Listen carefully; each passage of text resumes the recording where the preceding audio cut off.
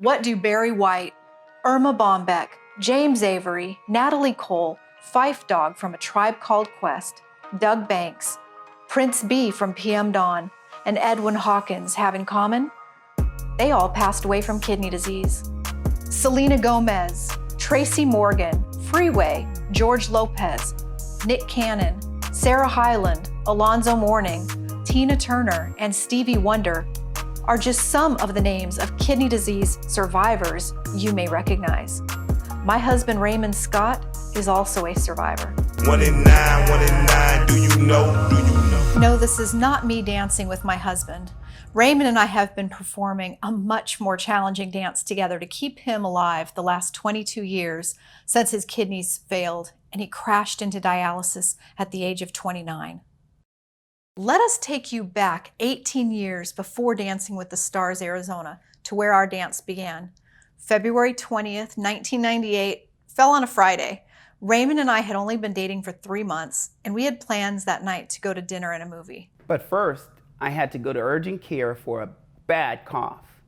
One I'd been nagging him all week to get checked out. I thought it was bronchitis, and they'd give me some antibiotics, but when the nurse took my blood pressure 3 times and ran out of the room to get the doctor, I knew it wasn't going to be something simple.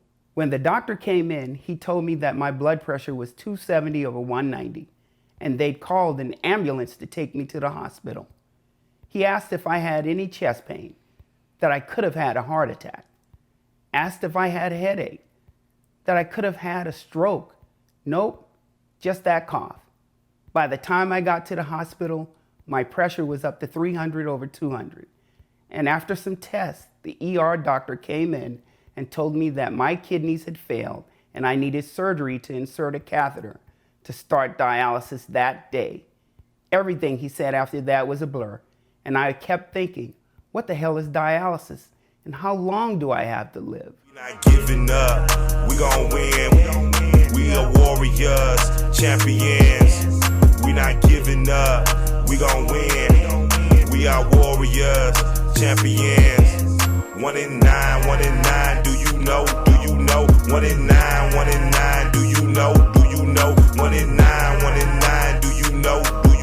While I was driving Raymond home from the hospital a week later, he said that he decided to move from Phoenix back home to Charleston, South Carolina, that he had a long road ahead of him, and that I was too young and it wouldn't be fair for me to have to go through it with him. He was 29 and I was 23 at the time, but I quickly replied, "You're a good man, and I'm not going to leave you because your kidneys failed. Let's see where our relationship goes." We were married less than a year later. I was hoping Analyn would stay, but I had to give her an out. That same stick-to-itiveness she showed me, I would need to show her over the years. We would be here all day if we were to take you through all the twists and turns of Raymond's health journey, but I think it's important to highlight a few of them to transfer some of the knowledge we've gained through our experiences to empower you to become your own biggest advocate and keep your kidneys and overall health in check to avoid a journey like ours.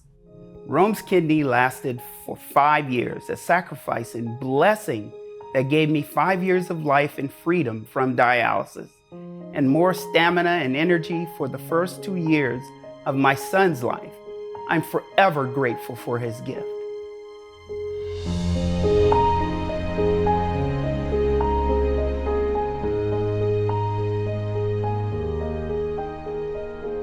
No, kidney failure doesn't run in the family. I know Raymond was in a bad car accident when he was in the Army. And I think he did some damage to his kidneys. It was a real bad car accident. In fact, it's one of his fellow soldiers that had passed away during that accident. He escaped death. He was lucky. But I think that was the beginning of his health issues. I think it was 1997 or 98. I was in the Marine Corps stationed at Camp Pendleton. And I got a call from my mother saying that my brother was sick. And I told my mother to go ahead and call the Red Cross so they can get it down to my unit. And I got on the first flight, first time landing in Arizona, and got to see him. It was tough. It was tough. My mother was scared. You know, she was way across the country in South Carolina.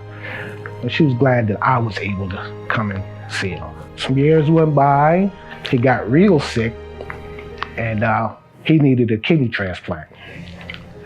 So, waiting for the, see if some kind of donor would come up, and one day I just said, hey, what about me? And we did it. I'll never forget the date. It's October 10th, right in Phoenix. So I was able to give him a kidney. My kidney lasted in him for 5 years at, pretty good function. And I gave him 5 years of freedom, don't have to worry about dialysis and stuff like that. And that was a great time just to see him being able to travel, to enjoy life more comfortably.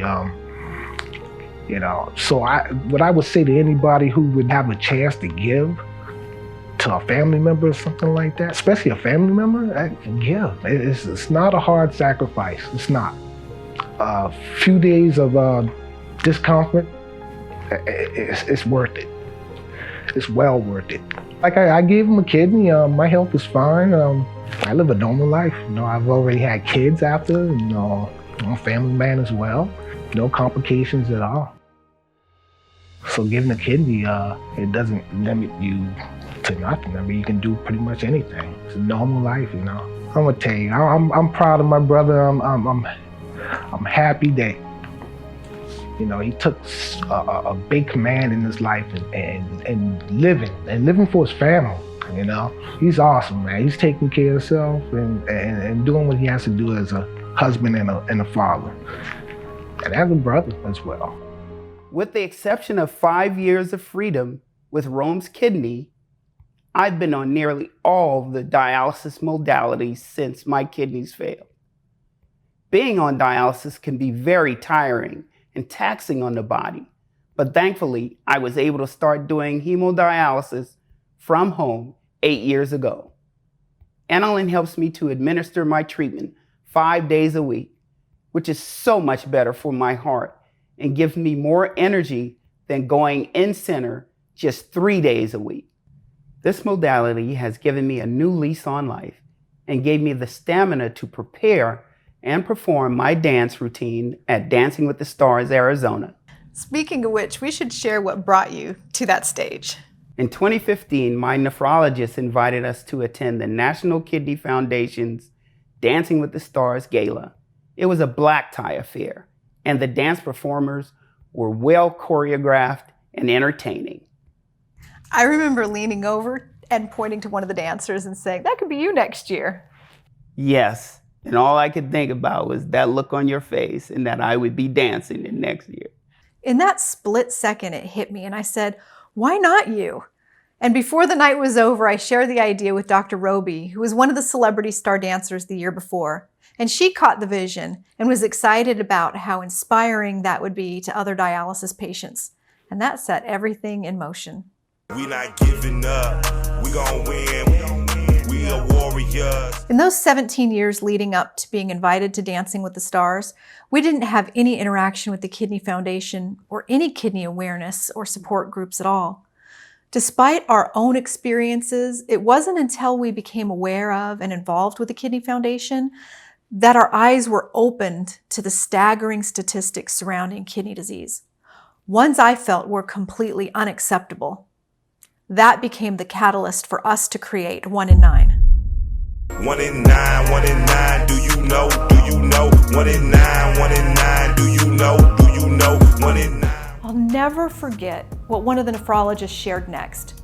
He said, 26 million Americans, 1 in 9 adults have kidney disease, but 90% don't know it. What? I don't remember what my exact response was, but I know it was one of shock, frustration, and a passionate declaration that this had to change.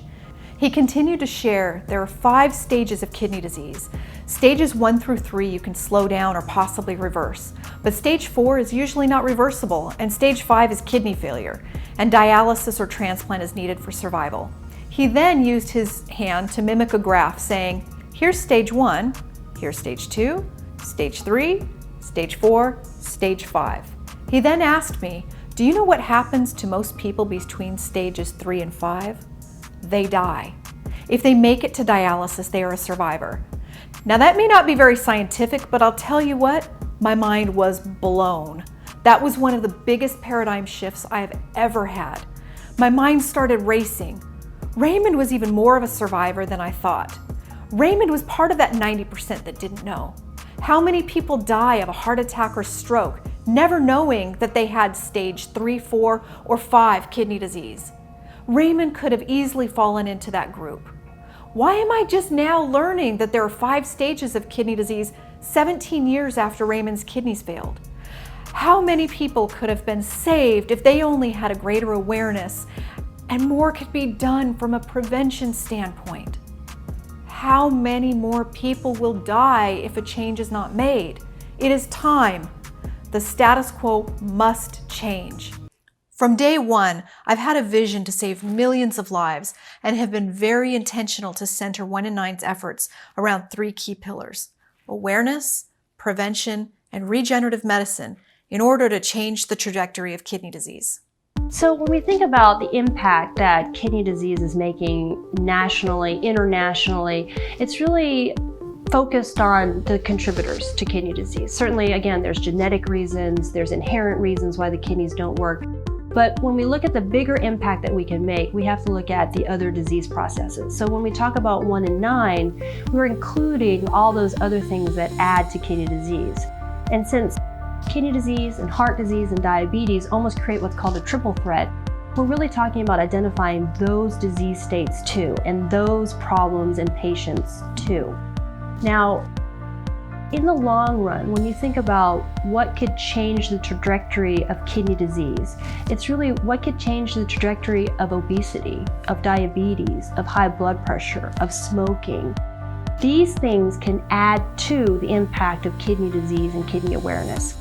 We are talking about a global understanding, a global self-awareness of the human body, of what it goes through in any given day, and what the kidneys must respond to on any given day. It's in the background. It's waiting for what you eat, what you drink, what medicines you take, what medicines you don't take. It's waiting for that blood pressure as it enters the kidney and gets filtered and impacts it. It's entering the bloodstream, blood sugar.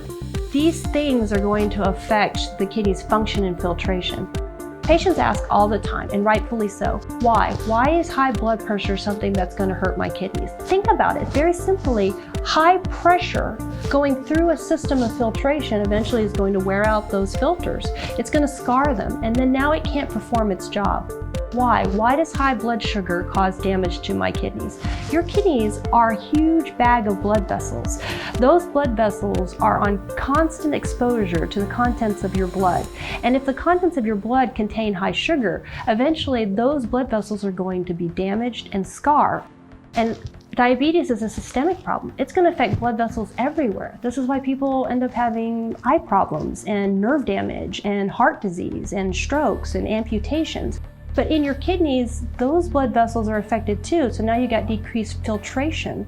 So as we move forward and think, okay, we've got more people, we've got people living longer, we've got people heavier, we've got people older, then all of a sudden you're gonna have more diabetes, more high blood pressure, more obesity, more kidney disease.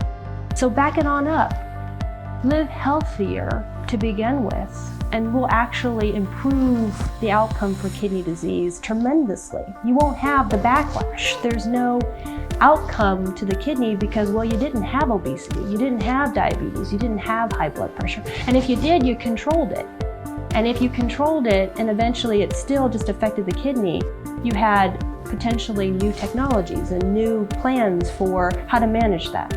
Yes, this is truly a global emergency, as the International Federation for Diabetes has proclaimed. This is just a slide from their website, which really shows the worldwide impact of diabetes and how it is just growing at amazing rates around the world. As you can see in the upper right-hand corner there, for the world, it's projected that there'll be almost 1 billion people with diabetes in in the middle part of this century. And it truly is a worldwide epidemic, increasing by leaps and bounds in the most populous countries in the world, China and India. And the important thing to recognize here is that probably 30 to 40% of folks with diabetes will eventually get kidney disease, and it's the kidney disease that determines really how they do long term. What we really want to do, though, in our patients is prevent progression of kidney disease. We want to prevent the start of it and then also prevent it progressing, because when it does get what's called stage 5 and then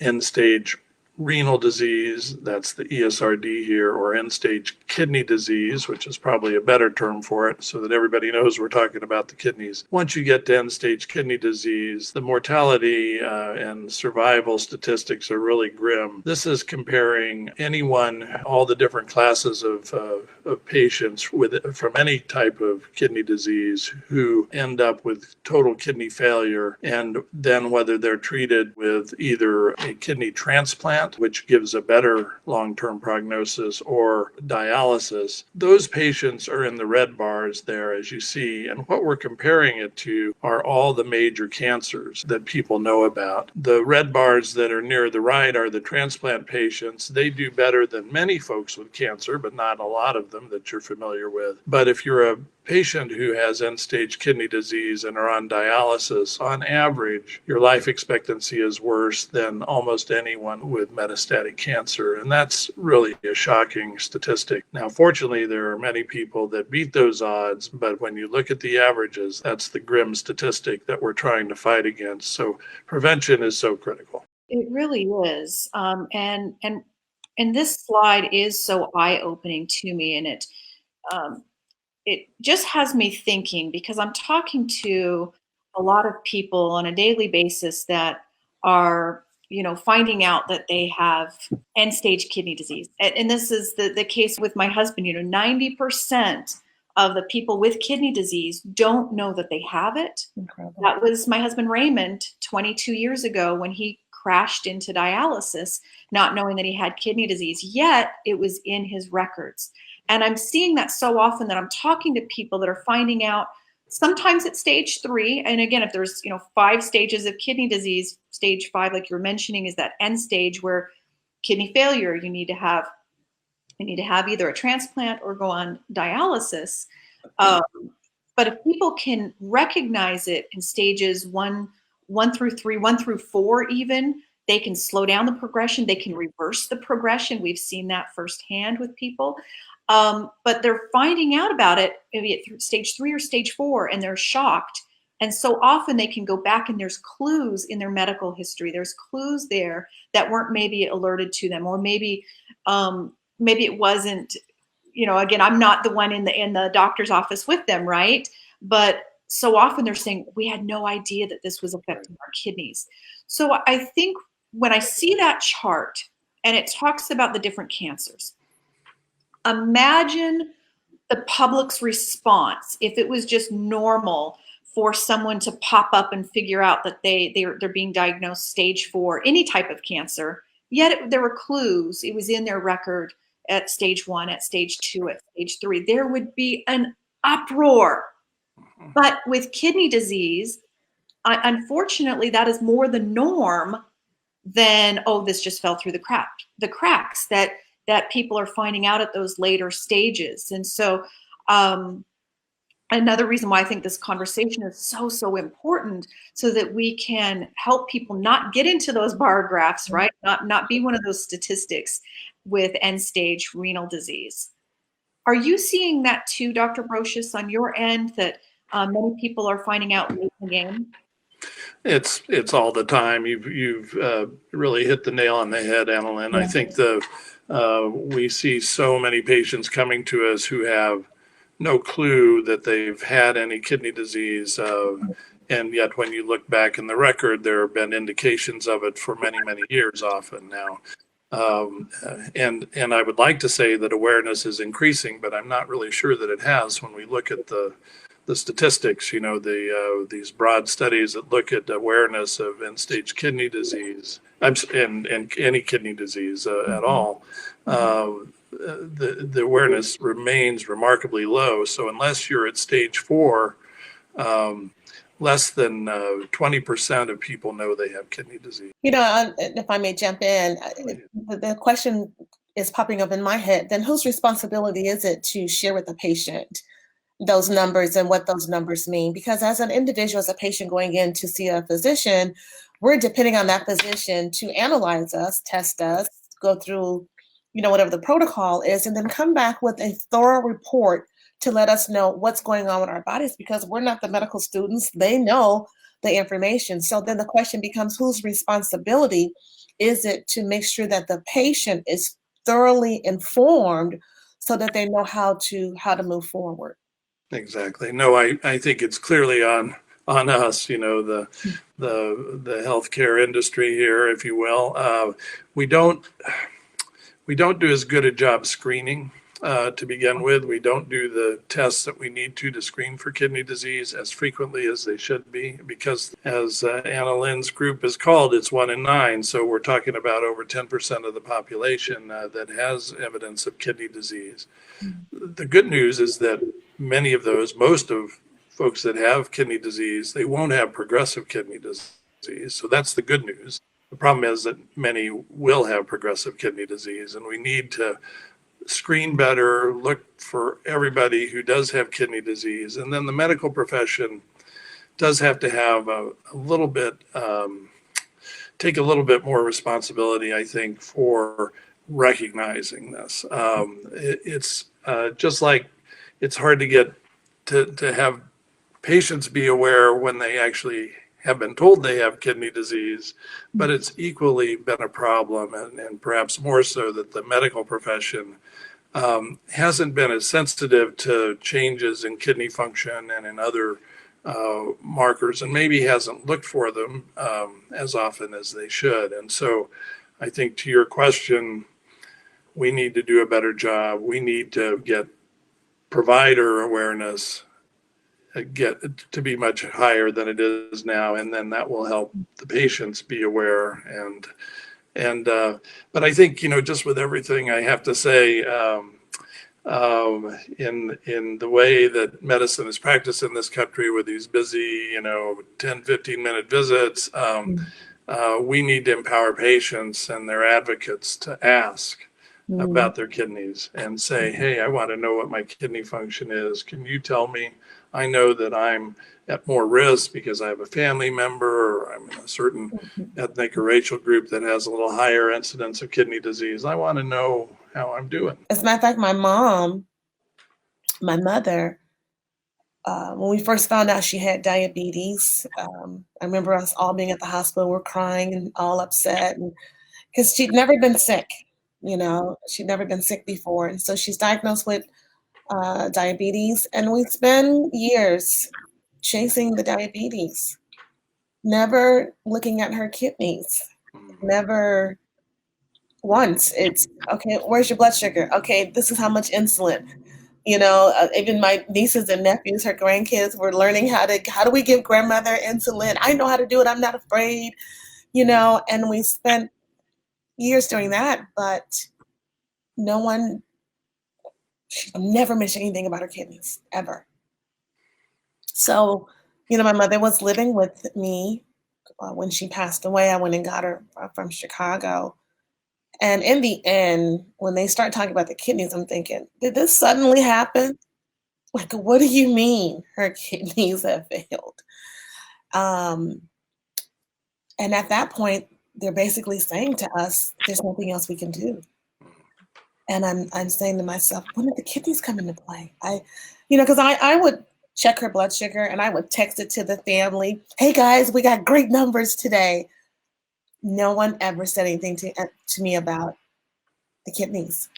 I would have jumped on it immediately. I would have had doctors looking in that. What can we do? How can we fix this? And all along, although I was keeping that blood sugar under control, her kidneys were failing. And I had no idea. None of my siblings, we had absolutely no idea. So for my mother, the doctors to come and say, her kidneys have failed, we're sorry, was a devastating blow. It was a devastating blow to us, and I don't want any family to go through what we have gone through. And it's the same thing with my sister, beautiful, just an awesome young lady, wonderful husband, 5 children. And again, in the end, and I remember her going through dialysis, but in the end, the kidneys failed. And in my head, I'm thinking, how does this sneak up on individuals? And so young, do you know what I mean? Just in her 50s. And if I had known that from the beginning, there's so many things, so many resources that I had. But again, we're looking at and chasing the wrong things. You know what I mean? Because all these things play a part together. And no one really tells us how this affects that, if that makes sense. If you have heart disease, how that plays a part, or even if someone has cancer or diabetes, because all these things they just seem to come all at you at once, in essence. But I just never would have thought that kidney disease would be the thing that would take them out. The funky diabetic, also known as the 5-foot assassin, is based off of a series called Legends Volume 1, which is an extension of the Cover to Cover collection. It's all about my love for music. I want to share nostalgia to the people and reminisce off of the songs and the albums and the collections of, musicians and artists that we all love to this day. And it's about spreading that love. If you think about it, when it comes to music, it's world renowned. Everybody loves music. And so the connection that I look to build is part of Cover to Cover. A Tribe Called Quest, one of my favorite hip hop groups in music. One of the artists, which is known as Phife Dawg, has passed away from diabetic compilations, and he meant a lot to the community. He meant a lot to a lot of people that loved hip hop. This piece, when I started working on it, and even working with 1 and 9, had a lot to do about my inspiration through a cause and my inspiration through hip hop and art. I wanted to put these 3 together, not only showcase art, health, and hip hop, but also give the awareness to know that, we've lost somebody that was close in music. And so this is something that I wanted to share. And when we think of things such as, Finding a Way, that was a track that they had back in, 97, 98. You find a way to make things work, within your situations and the things you're dealing with. If you think about the scenarios of, what we deal with, if you think about, or as a tribe, we're a unit, we're all together in one. Another thing is, I didn't know diabetes was a #1 cause of kidney disease. Being that I have, my friends, Raymond and Analyn Scott, I wanted to be a part of this cause because not only did we look up to a musician such as Phife Dawg, but there's many other figures and people that we love that have a problem, through kidney disease and diabetes. And so I was inspired by that. We cross a lot of barriers, no matter what race, where you come from, what state, what country, what city. If you have a health problem, we're all together within that one problem. And so that is something that I wanted to kind of share. And this was the perfect example, being that it's a tribe that's on a quest. And we're trying to make things better for people. This piece will be auctioned off to 1 and 9, and the proceeds will go to 1 and 9 as well. I wanted to be a part of 1 and 9 because it has a connection with me, and I feel that health is a big importance in our day-to-day, and that's what I would like to shed light on. We not giving up, we gon' win. Well, I'll tell you a little bit about myself there, Analyn. I've been diagnosed as a type 2 diabetic since the year 2008. When I lost my vision, and I also developed things which you call Charcot, which happens to diabetics when your ankles collapse. And I was out of control with what was going on. I'm a confessed food addict, and what I was doing is I was drinking too many drinks with sugar in it, and I found out that wasn't good for me. But I was blessed with one thing: I never had a kidney problem, I never had high blood pressure, and I had issues and bouts with your A1C and my blood sugar. But as of this day, in my last doctor's appointment, I have reversed the conditions of my type 2 diabetic being a type 2 diabetic. And matter of fact, I am no longer considered a type 2 diabetic, believe it or not. And I am still working on getting my sight back as that becomes its own speak to life fight. You know, being able to reverse your diabetes, that's huge. And people need to know that. They need to know that that's available to them through the right Absolutely. nutrition. And in coming shows, we'll be bringing some people on that are going to help, like I said, put options and bring ideas on the table so people can understand, we can work and make this happen for everybody. I focus on prevention, gastrointestinal disorders, and kidney disease. And so when I started getting calls for kidney disease, most of them were at stage 4 and stage 5. And it was a very similar story in that they never knew really when they were at stage 1, 2, 3. It was just like all of a sudden they find this out. I'm just thinking to myself, why are they not figuring this out earlier? And so again, it would be these discussions with their doctors where their doctor really wasn't communicating it to them, or they would be monitoring the kidney function, express that there was some kidney function decline, but you're okay right now. So I think that comes from the solution or the management of kidney disease within the conventional medical model is dialysis. There's not much before dialysis, with the exception of medications to manage whatever disease state might be affecting the kidneys or causing kidney damage. So in the sense of hypertension, right? You want to have very normalized blood pressure because it is the high blood pressure or the fluctuation of blood pressure that can damage the kidneys.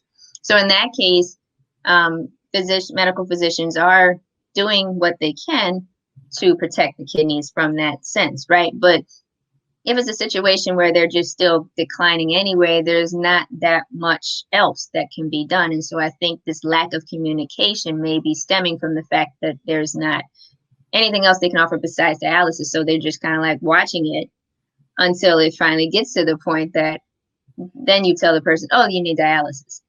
For me, I think it's still important that someone is aware of when they're at stage 1, 2, 3, because in my world, there's things that can be done beyond just the medications. And what if it's a situation where it's not hypertension, it's not diabetes, but somehow the kidneys are still declining from other reasons? Well, then there's other things within the naturopathic space that can also be done to help in terms of protecting the kidneys. So one, it's about first finding out where the cause is coming from. So in the case of something like hypertension, well, then you know it probably is coming from there. And then you have to delve into the hypertension and figure out what is causing that particular person's blood pressure to be elevated, right? Or diabetes, you have to also address the diabetes. You have to address what's going on that's affecting the kidneys. And then there's the idea of also protecting the kidneys while that's all happening. If they are, in fact, still having great kidney function, right? They're not in kidney stage 1, 2, 3, right? Then there's more about protection. But let's say they are in stage 1, 2, 3, 4. Then it's also about helping to stabilize kidney function and improve kidney function. And we can do that, one, again, through helping with the disease state, but also through different herbs that are helpful for protecting kidney function, improving kidney function, helping to regenerate the kidneys. All of this can help to stabilize and improve kidney function, as well as diet. Yes, diet. Yes, that's so huge. And that's such a, that's kind of the simple, I don't want to just say simple, but really is. It's kind of that simple first step, right? That people can really address and not realize some of the things that they're eating in their diet are causing problems. So, and sometimes that right there can pinpoint some things to turn around. So you're definitely speaking my language of getting to the root of the ailment and helping with, prevention, and then also rejuvenation, being able to, our bodies are created to heal themselves, but we have to find the right things to make that happen.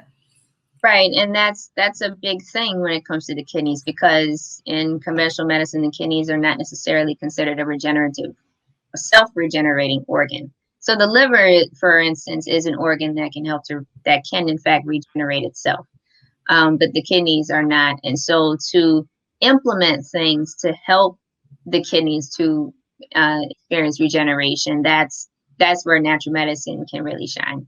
If someone's coming to you or going to their existing primary care physician and they're having blood work done, or they want to look at what their kidney function is, what are the tests that you recommend, and what are you wanting them to take a close look at? So the first one would be GFR, and GFR is your glomerular filtration rate. So that is kind of like the number one thing that I would want to assess as to whether or not their kidneys are filtering well. When your kidneys don't filter well, that's when you may have a buildup of electrolytes, and that's when you may have to start changing your diet to have like a low phosphorus diet or a low potassium diet, because your kidneys are not filtering as well. But that would be the first one. Let's say, you're not even aware about kidney function, probably may not even have kidney disease at this point. GFR would be the first one. So there's 5 stages of kidney disease, and it's matched per the GFR. So stage 1 would be above 90 plus signs of kidney damage. So above 90 is considered pretty normal, but if there's signs of kidney damage, then you're at stage 1. Stage 2 would be 60 through 90 plus signs of kidney damage. And stage 3, 30 to 59. Stage 4 is 15 to 29. And stage 5 is less than 15. So the other numbers that I'd like to look at on blood work would be your BUN. BUN as well as creatinine are both in the same panel.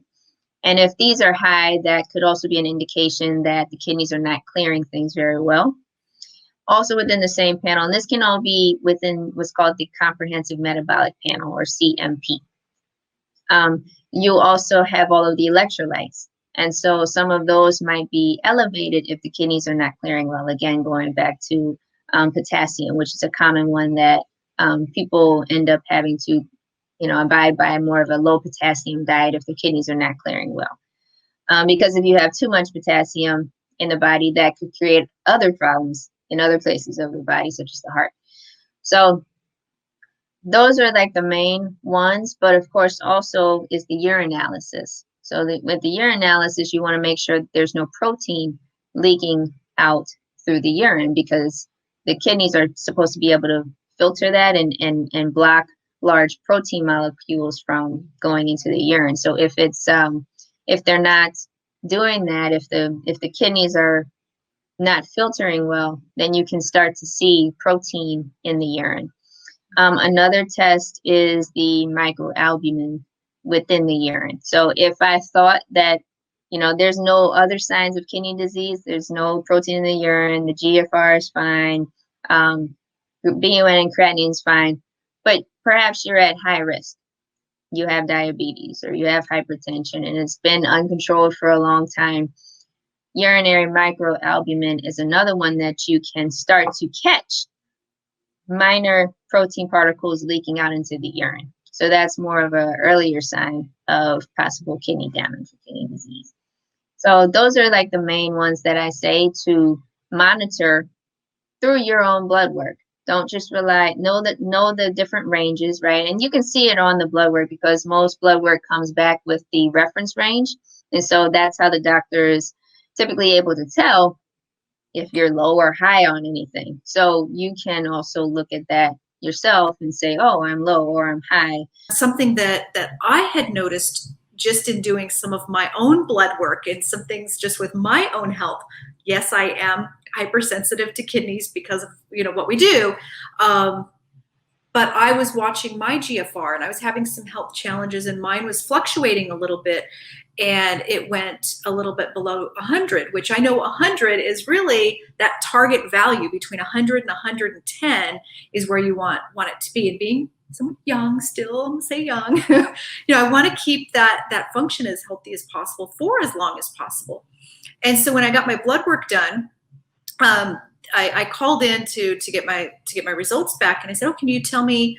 By the way, they gave me the other numbers. I said, "Oh, by the way, can you tell me what my GFR is too, please?" And they go, "Oh, it's in a good range." And I said, "Okay, well, what is it?" And they're like, "Well, it's above 60." And I thought, it better be above 60. And that alerted me to something, because when you look at the values in the blood work, if someone's doing a comprehensive panel, the GFR, it says healthy range, it should be greater than or equal to 60. Well, that's right at stage 3 kidney disease. And it's not the only factor to dictate if that's kidney disease, but it's one of the primary indicators. Is the GFR is the earliest detection that people can start seeing. And they can, of course, do other tests. Yes, GFR can go up and down, but I would certainly want to know if my GFR was going down below 100. In terms of some of the testing, or what you recommend where a person can really take charge and be their best advocate and be able to be informed and empowered to take care of their health and their kidney health especially. All right, so as far as the GFR being above 60, that is considered normal in the sense that sometimes there can be a decline of kidney function as you age. However, yeah, once you drop below 60, then all of a sudden you're in stage 3 kidney disease. And so I think in that sense, one of the things that can be helpful is tracking your kidney function over time and watching to see if these declines are happening at a rate that is out of the norm. But also, if it is in fact declining, then to do something about it, and just knowing that there is something that you can do about it. So I am somebody who likes to educate people about looking at their numbers. And so the experience that you had with the doctor, I think, comes from the sense that a lot of patients don't understand medicine. And so because of that, the doctors don't always explain things in the amount of detail that someone like yourself or someone like me wants to hear. There are a lot of patients that are just, oh, just tell me what to do and then I'll finish, But in a situation like what we have going on with kidney disease, that's not to your advantage to be that way. It is to your advantage to have a few pieces of knowledge that you can use to monitor your own kidney function, know the right questions to ask, seek out the right people that have some solutions for you that help to protect your kidney function, stabilize, or possibly also improve the kidney function. You don't have to just be someone who's just sitting and waiting like someone, maybe maybe the doctor that you are seeing, they might be waiting. You do not have to wait. There is a gap of about 10 years. During this 10-year period of time, they have what is called pre-diabetic.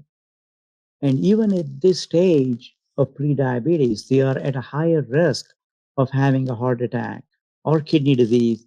Even pre-diabetes can lead to kidney disease and heart disease before they even manifest as diabetes. They may not have diabetes quite yet, but they may be in that space where they're called pre-diabetics, and they are still at a risk, the same as much of a risk as diabetes will give them. So clearly, I think there is opportunity to prevent the onset of diabetes. We call it the primary prevention. If you have diabetes and you prevent kidney disease or heart disease, that's called primary prevention. But what is called primordial prevention is even preventing the onset of diabetes itself, preventing the onset of high blood pressure itself.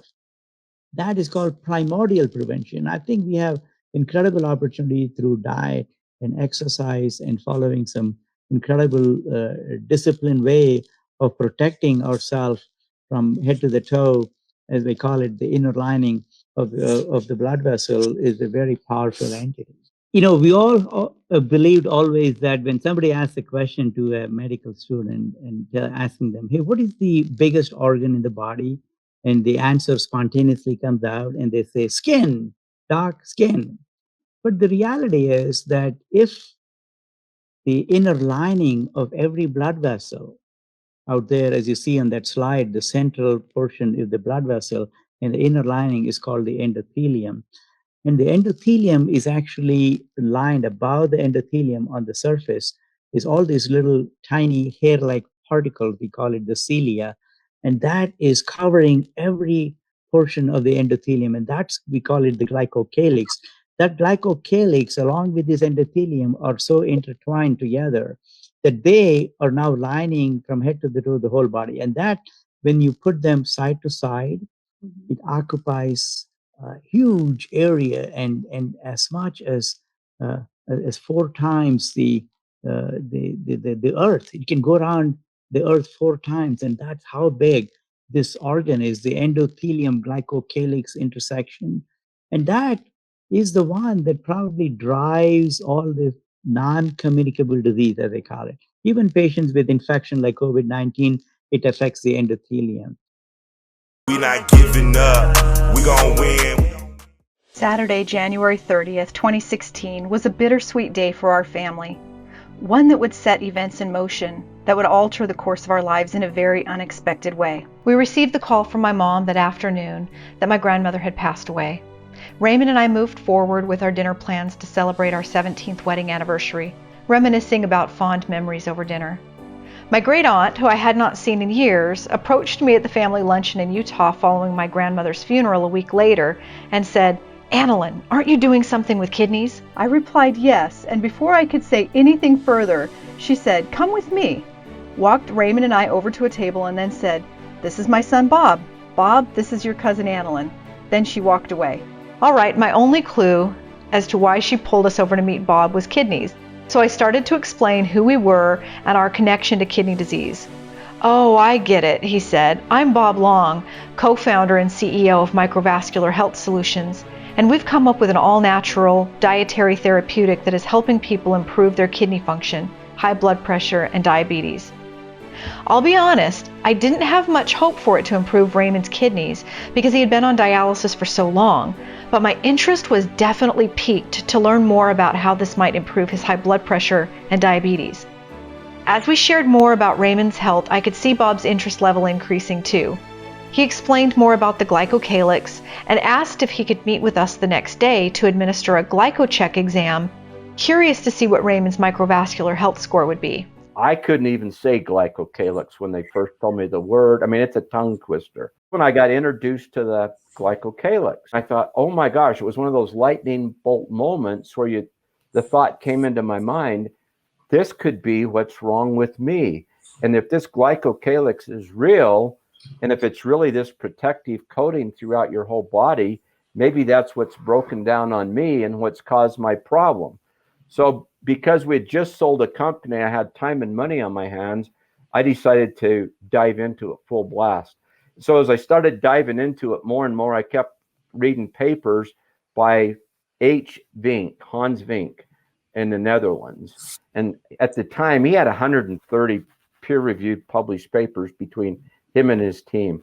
And I came to recognize that he was the premier expert in the world. In fact, he and his team with Bernard were the first guys to actually get the images that prove to the world that the glycocalyx is real and that there's really this protective coating that they could image that lines all of your capillaries. And so the next thought that I had, because I'd always taken lots of supplements, is I thought, what if, and I'd always had an interest in the supplement business. So the thought came to me, what if I could develop a supplement based on natural compounds, because I believe God created all the elements in the earth for man's benefit. What if I could find those elements or those natural sources, and this is what I was thinking, what if I could create a new coating by taking these elements that would recoat the whole inside of my body and fix my problem? And so that's what I set out to do. And so I hired a biochemist, and I was introduced to one formula, and I perfected, and I was working on another formula. And so like most natural products or supplements or vitamins, everything's anecdotal. You make assumptions based on, we think because this does this, it should do this, but there's no definitive way to know for sure. But I kept thinking about Hans Vink, and I knew that he was working on a medical device that he could image and see what was real. And I remember I do Google alerts, and I remember it was like in April of 2012, I remember seeing an alert that he'd gotten a patent issued on a device called GlycoCheck. And so I thought immediately, hey, I could go over, I could meet Dr. Vink. He could answer a lot of questions I have, but more importantly, I've been taking my new product and I could have him measure me and he could tell me if what I was working on was on track. And so that was my goal. So I flew over. There's a lot more to the story we don't have time to go into. I met Hans and he was the nicest guy. I think he was shocked that an American that wasn't a scientist would want to fly over and meet him. And I think he might have been a little surprised about how much I knew about it, but he was very gracious. He answered all my extra questions that I had. And then I told him, I didn't tell him I developed a product, but I told him a little bit about my medical history, was a type 2 diabetic, etc. And I told him I really wanted to get measured with the GlycoCheck. And so he measured himself, showed me how it worked. And then that's right when he had told me a little while before that they were able to measure patients in the ICU. They can tell who's going to live or die. So I thought, well, this could be interesting. Let's see where I am on the spectrum. And so with that, Hans, maybe you can take over the story of what happened from there. Up until when I met you back in 2012, was it? Yeah. I've been working on the research of small blood vessels and glycocalyx for more than 20 years. Getting more and more convinced that glycocalyx is a very important structure inside the small vessels. And then by knowing the important function of the small vessels, it became obvious that a better understanding of what makes glycocalyx healthy and what keeps the microvascular system healthy could potentially be very important in understanding what keeps people healthy and protects their vascular system, and more particularly the microvascular system.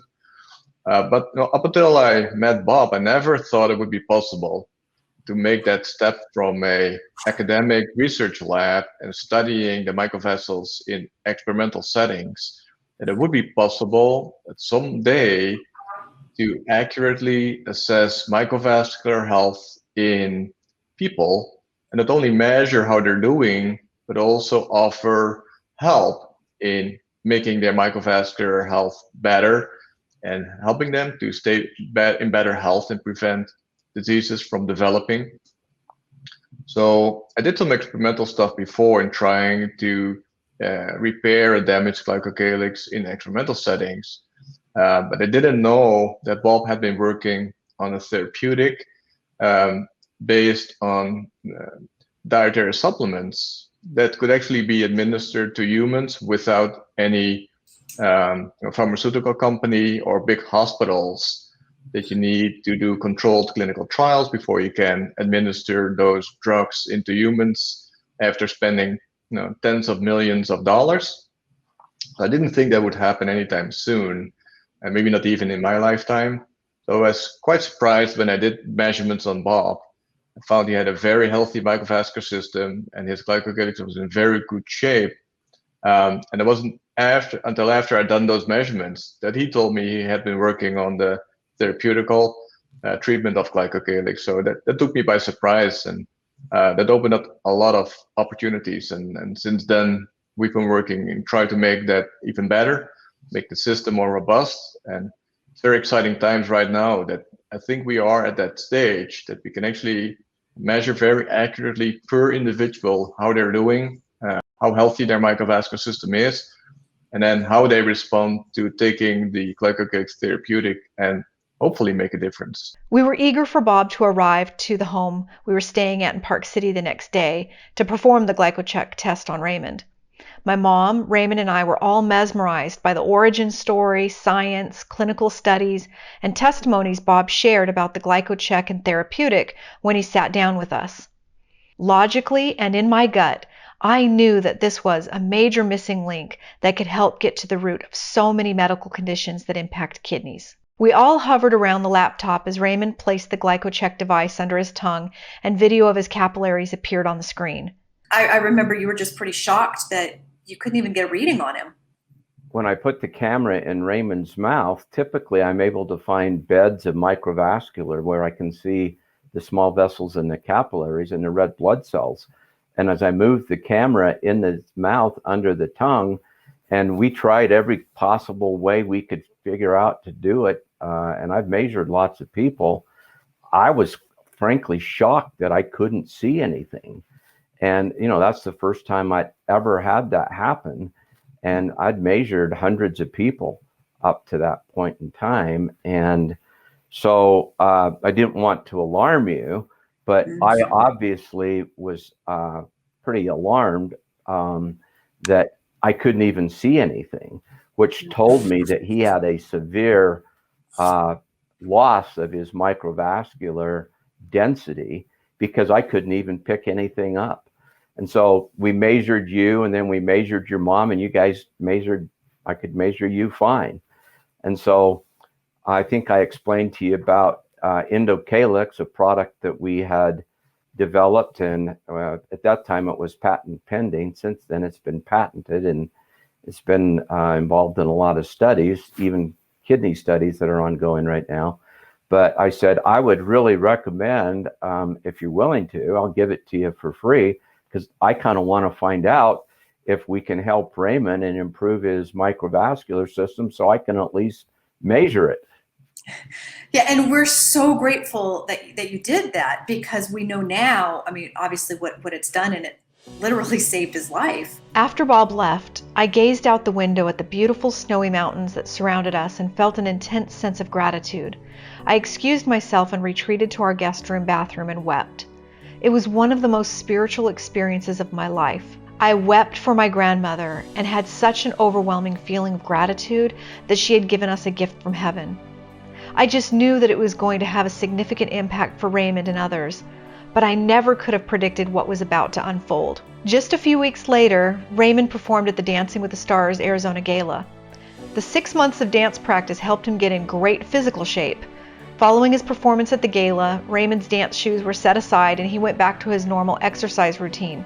Endocalyx was the only thing that was new. This gave us a great baseline to start with. Raymond was on 3 blood pressure medications and had been on insulin daily for 14 years. Within 2 weeks of Raymond taking Endocalyx, he noticed that his blood pressure was getting lower. He continued to monitor every day and kept his nephrologist aware of the changes he was experiencing. Within about 2 months, his nephrologist took him off one of his blood pressure medications. Over the course of about 8 or 9 months, he was able to continue taking Raymond off the remaining blood pressure medications one by one, and his readings were averaging between 110/70 to 120/80, without any blood pressure medications. This was amazing. Even with all his medications, Raymond was never able to maintain pressures this good. Within 4 months, Raymond was off all insulin and is still not on any diabetic medication at all. After that first meeting that I went over there in summer of 2012, actually Hans and I became really good friends, and Hans looked at me. I still remember this. I remember him telling me this vividly. And he got a little emotional about it. He says, "Bob, do you realize I've spent over 20 years, I had to prove to the world that the glycocalyx is real. I've done all kinds of studies, and people ask me, so what do we do about it?" And he said, all I could tell them is the normal things the doctor tells them. Don't smoke, exercise, eat a good diet, avoid stress, all the typical things. And I still remember, he says, do you realize you may have discovered the so what? The early morning hours of Memorial Day 2016, Raymond developed a fever, so we followed our protocol, packed his bag, and headed to the Phoenix VA Hospital ER department. It appeared to be pneumonia, and he was admitted to the hospital. Later that morning, his breathing was getting worse, so they put him on low oxygen. Shortly afterwards, Senator John McCain came into Raymond's room as one of his stops to visit veterans and thank them for their service. Throughout the day, Raymond's breathing worsened, and his blood work came back showing the staph infection he had recently been treated for bounced back with a vengeance and caused him to go into severe sepsis and respiratory failure. He was moved to the ICU and had to be put on a ventilator for 4 days. The following day, he was up and walking the halls, amazing his doctors at how well he was recovering from being so sick. I was reminded of one of the clinical studies Bob had shared where they had performed glycocheck tests on patients in ICU settings with sepsis. and could predict which patients would live and which patients would die based on their microvascular health score. Thinking back to just 4 months earlier, knowing that Bob couldn't even get a reading on Raymond to tell him what his microvascular health score was, it sunk in just how big my grandmother's gift was. Had Raymond not been taking endocalyx to help regenerate his glycocalyx and improve his microvascular system, I don't believe he would still be alive. I'm so happy I met Hans, not only for my own health, but because I think we're able to make a big difference in a lot of people's lives now. Raymond made a full recovery and continued to see additional improvements in his microvascular health over time. He often looks down at his legs in amazement, seeing thin ankles and veins in his legs and feet that he has not seen in years, and continues to take endocalyx daily. We've also witnessed improvements in the health of others with whom we have shared endocalyx, my mom being one of them. In May of 2016, her GFR was 50. Seeing what was happening with Raymond, she began taking endocalyx in September of 2016. She had her blood work done for her 6-month checkup in November of 2016, and her GFR improved to 79, a significant increase according to her doctor. I truly believe this is a major missing link in the fight against kidney disease, and we have an obligation to pay Grandma's gift forward to positively impact and save even more lives.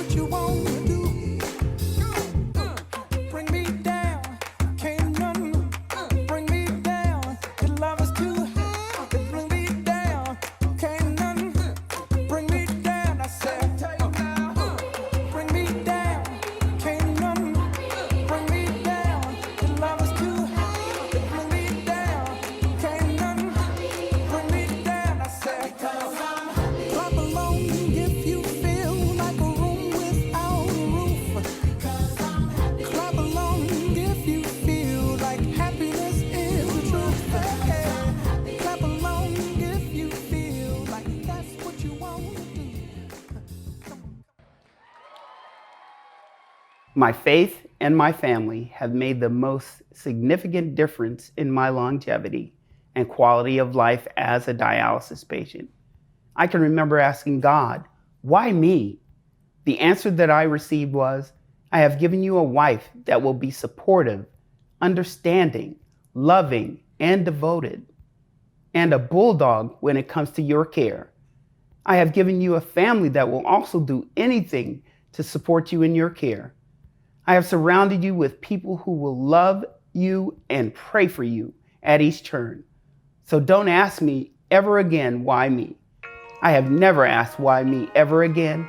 And if my journey can help others, and as God destined as my purpose in life, then I would be willing to go back and do it all over again. We not giving up, we gon' win. We are warriors, champions. We not giving up, we gon' win. We are warriors, champions. 1 in 9, 1 in 9, do you know, do you know? 1 in 9, 1 in 9, do you know, do you know? 1 in 9, 1 in 9, do you know, do you know? 1 in 9, 1 in 9, do you know, do you know? 1 in 9, no organization, ex Raymond and Analyn on a mission to save lives. Beating the drum, I hope the disease is no joke. We are warriors on post. Open your eyes up, have a seat and take notes. 26 million Americans have kidney disease. 90% of us don't even know, so take heed. Combating the triple threat, kidney, heart, and diabetes. Ask the Lord to be with us, cause he supplies every need. 1 in 9, 1 in 9, 1 in 9, 1 in 9, 1 in 9, 1 in 9, 1 in 9, 1 in 9, 1 in 9, 1 in 9, 1 in 9, 1 in 9. We not giving up, we gon' win. We are warriors, champions. We not giving up, we gon' win. We are warriors, champions. 1 in 9, 1 in 9, do you know, do you know? 1 in 9, 1 in 9, do you know, do you know? 1 in 9, 1 in 9, do you know, do you know? 1 in 9, 1